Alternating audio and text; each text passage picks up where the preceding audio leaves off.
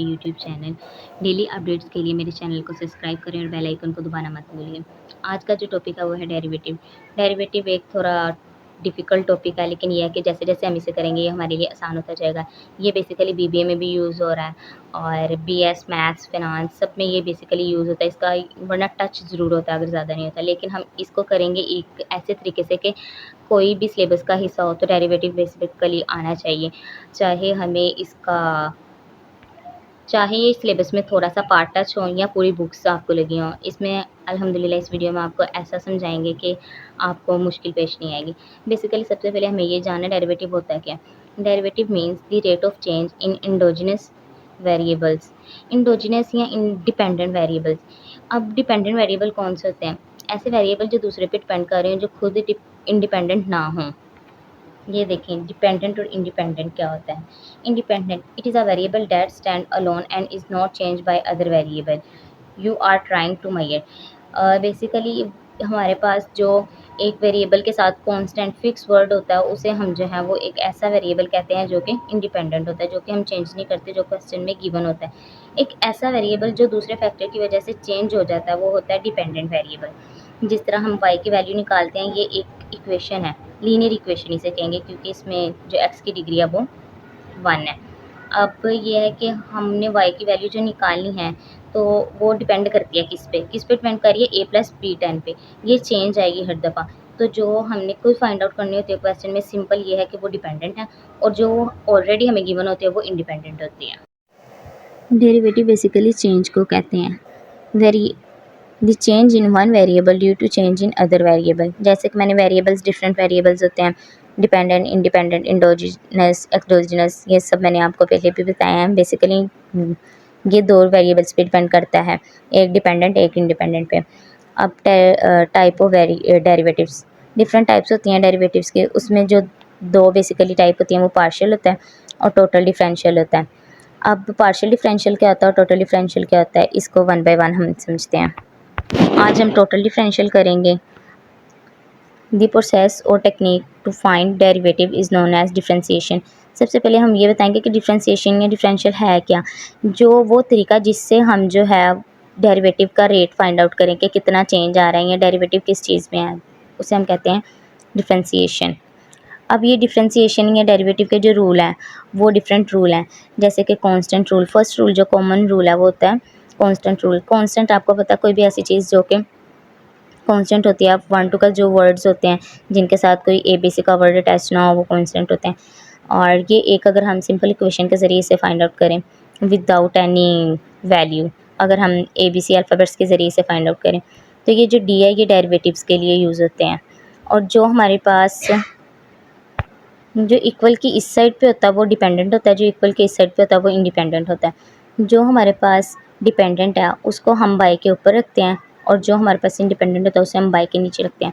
अब ये हमारे पास एक पूरी इक्वेशन थी और इसको हमने लिखने का तरीका ये होता है कि हमने लिखा डेरिवेटिव y डेरिवेटिव x, लेकिन हमने फाइंड आउट x का डेरिवेटिव करना है। हमने सपोज किया हुआ कि f जो है वो x के इक्वल है और जो x है वो किसके इक्वल है, k के, और k एक कांस्टेंट वर्ड हमने फाइंड आउट किया हुआ है, सपोज किया हुआ है। इसी तरह जिस तरह के अगर हम कोई वैल्यू के थ्रू करेंगे तो ज़्यादा अच्छे से समझ आएगा। y is equal to f x, ये एफ एक्स जो है डेरिवेटिव को रिप्रेजेंट करने का वे है, और एफ एक्स किसके इक्वल है, 5 के इक्वल है। अब ये जो है आपने याद रखना है, जब भी हमारे पास डेरिवेटिव में कोई ऐसा वर्ड जो सिंपल कांस्टेंट आए उसमें हमने उसे अज्यूम करना है कि ये ज़ीरो है। जब हम उसका रेट ऑफ चेंज लेंगे वो कन्वर्ट होकर ज़ीरो में आएगा। अब किस तरह से वो ज़ीरो में आएगा, सिंपल आप इस तरह से लिखोगे derivative of y derivative of x is equal to d. यहाँ पे वाई नहीं आएगा, क्यों, वाई की वैल्यू आएगी, वाई की वैल्यू क्या है 5।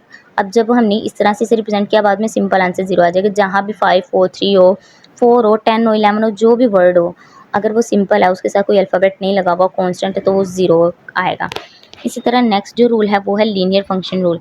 अब लीनियर फंक्शन रूल क्या होता है, लीनियर आपको पता है कि क्या होता है, ऐसी इक्वेशन जिसकी जो हाईएस्ट पावर है एक्स की वो 1 हो तो हम उसे क्या कहते हैं, लीनियर।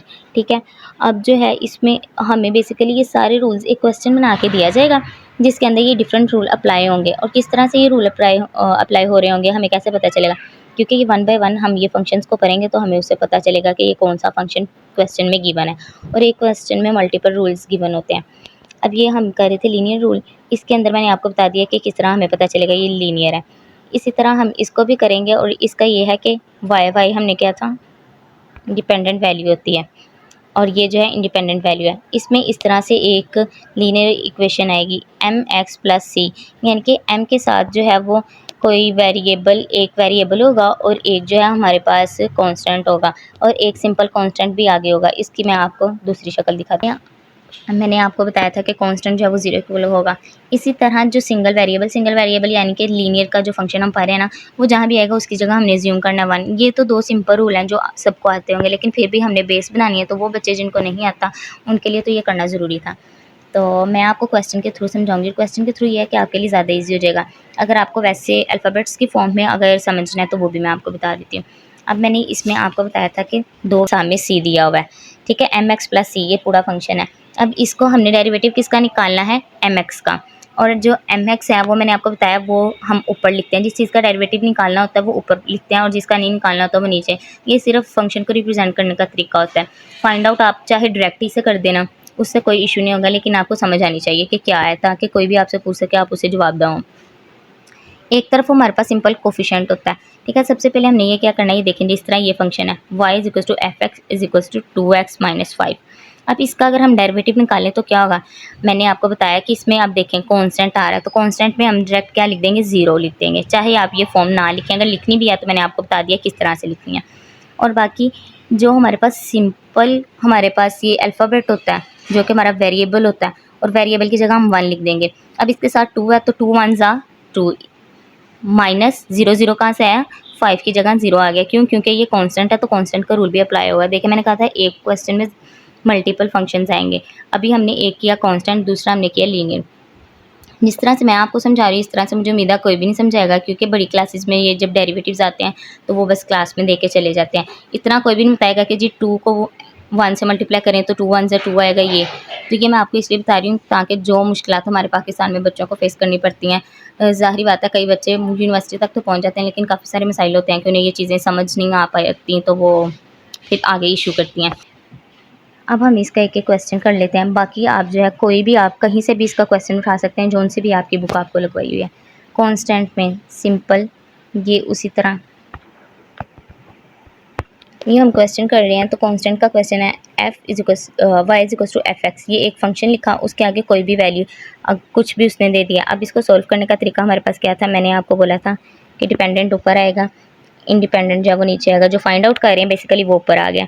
अब मैं इसे किस तरह से लिखूँगी, के क्यों लिखा है, क्योंकि कोई भी वेरिएबल आप अज्यूम कर लो। अगर नहीं आपने लिखना तो आप यहाँ पे इसको इस तरह भी लिख सकते हैं, y dy over d x is equals to d20, जो हमारे पास बेसिकली x की वैल्यू है उसे हम ब्रैकेट में लिखेंगे, उसके बाद dx, ये ऐसे कैसे ही रहेगा।